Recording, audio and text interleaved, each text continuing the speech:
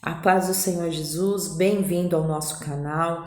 Mais um trimestre que está se iniciando das nossas lições bíblicas.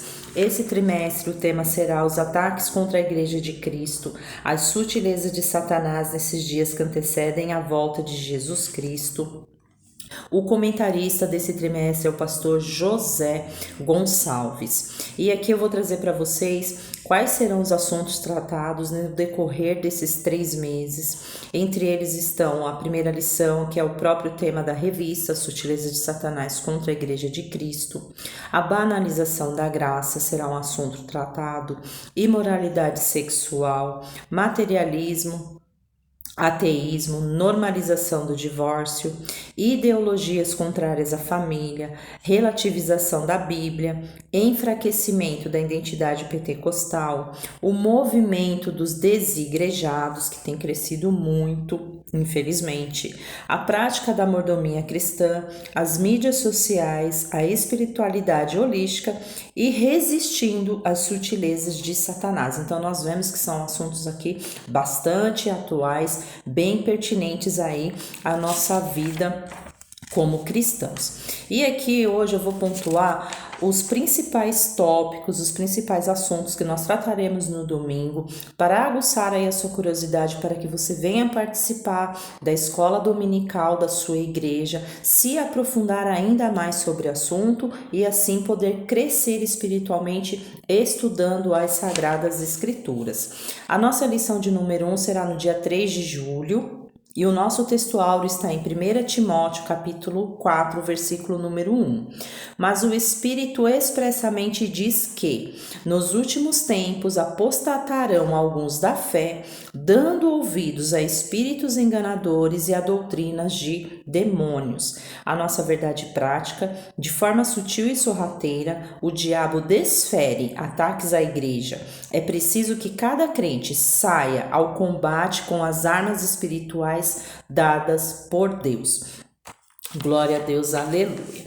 Então, a nossa introdução diz assim: nesse trimestre estudaremos a respeito dos diversos ataques contra a verdadeira igreja. Na verdade, sempre, houve ataques aí do nosso inimigo, o inimigo das nossas almas, com relação à Igreja de Cristo. E isso só tem aumentado cada dia mais, tem ficado aí cada dia mais intenso. Muda-se, a forma de ataque, muda a metodologia, mas é sempre Satanás que está por detrás desses fatos, desses acontecimentos, de tudo aí que acontece relativo à oposição contra a Igreja de Cristo, Então, a sutileza do ataque. Um fato de fácil constatação é que a oposição sistematizada às verdades cristãs cresceram nas últimas décadas em escala exponencial. Então, conforme eu falei aqui, esses ataques vêm aí aumentando, vêm se intensificando em oposição à Igreja de Cristo, principalmente com normalização de comportamentos e práticas contrárias à fé cristã. Esse aqui é o nosso primeiro tópico, a igreja sob ataque. Aí o subtópico de número 2 fala sobre o alerta para o povo de Deus. Ou seja, que Deus sempre manteve o seu povo sob alerta. Não é surpresa para nós os acontecimentos desses últimos tempos, pois a palavra de Deus sempre avisou com relação aos acontecimentos, que estariam por vir em relação à sua igreja, tanto no Antigo como no Novo Testamento. No Antigo Testamento a gente pode trazer aqui que Deus fazia alertas e advertências, com relação a pessoas, a grupos, fez alertas também durante a monarquia de uma forma mais intensa através da vida dos profetas, E no Novo Testamento também, utilizando aí a vida dos apóstolos, que escreveram aí os evangelhos, escreveram aí as demais cartas, epístolas, que compõem aí o Novo Testamento. Um exemplo, com relação ao Senhor falar com pessoas e grupos está registrado em Gênesis, no capítulo 37, dos versículos 5 ao 7.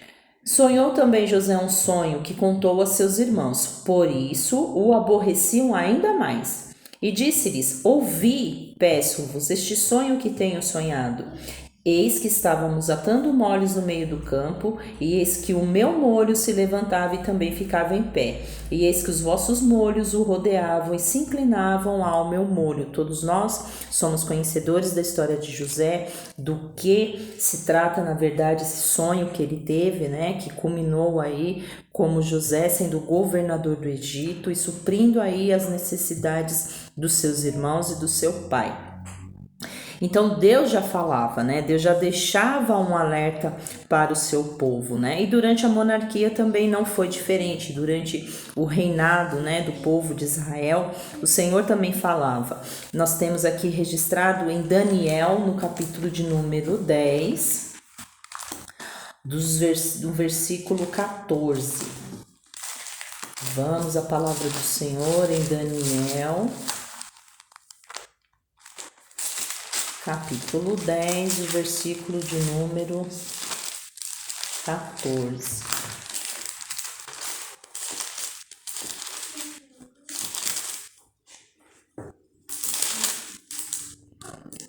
Daniel é visitado por um anjo, o anjo anuncia a Daniel os acontecimentos, né, dos últimos dias. Então, no versículo 14, agora vim para fazer-te entender o que há de acontecer ao teu povo nos derradeiros dias, porque a visão é ainda para muitos dias. Glória a Deus, aleluia.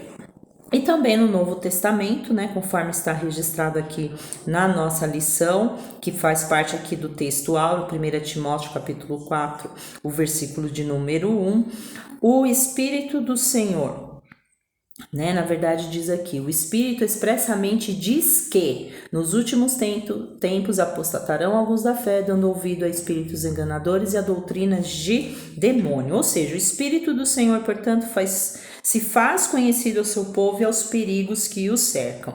O subtópico 3, a igreja na reta final. Deus preveniu sobre o que ia acontecer com relação aos ataques de Satanás à sua igreja. Isso foi previsto, foi registrado nas Escrituras. E a precisão com que esses fatos têm acontecido no nosso tempo nos mostra o cuidado do Senhor para conosco e o quanto a sua palavra permanece aí atual, não é verdade? Então, aqui no finalzinho, né, do subtópico 3, o apóstolo Paulo, que viveu há mais de 2000 anos, disse vivenciar os últimos dias, o que a igreja pode dizer dessa presente época? Não estaríamos nós também na reta final, na última volta da corrida? Então, a palavra do Senhor deixa bem claro, bem explícito, que nos últimos tempos nós viveríamos situações, condições muito difíceis relativas à Igreja de Cristo.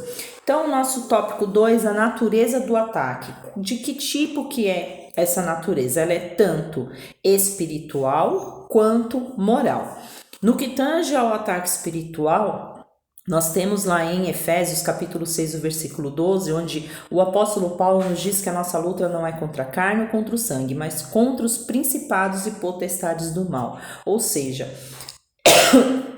Satanás trabalha 24 horas do dia, buscando nos tirar da presença do Senhor, buscando minar a nossa fé, buscando aí achar uma brecha para que ele possa entrar, para que ele possa aí operar na vida do cristão. Através do quê? Através de dissensões, através de contendas, através de fofocas, né? Minando aí a força, né, do crente, através desses ataques que são sutis, né, como nós falamos aqui, e também um ataque de natureza moral, ou seja, a hipocrisia, a mentira, são manifestações inversas à autenticidade da verdade, da moral cristã, ou seja, são as duas formas de ataque que o inimigo tem utilizado contra a Igreja de Cristo.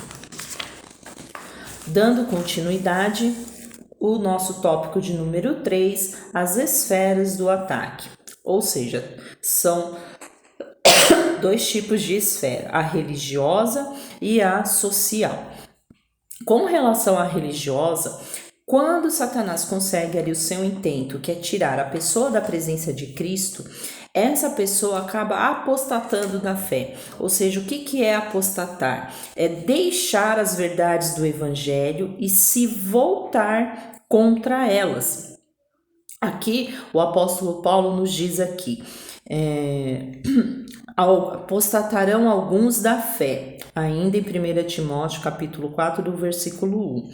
Por alguma razão, essa pessoa abandona a fé e se torna inimigo da igreja, né? É muito difícil de compreender isso, mas nada mais é do que Satanás agindo na vida da pessoa. A pessoa tem sua mente cauterizada, a pessoa já não dá mais vazão à voz do Espírito Santo e rejeita as verdades do evangelho e se volta contra o Senhor. Isso que é apostatar da fé, ou seja, ataque do inimigo na esfera religiosa. Com relação à esfera social, nós sabemos que o alvo principal do inimigo é a família, porque a família é um projeto de Deus. Então nós vemos aí nas grandes mídias um trabalho muito acentuado, muito assim profundo com relação à dissensão da família tradicional, que foi concebida pelo Senhor através de um homem, de uma mulher, um casamento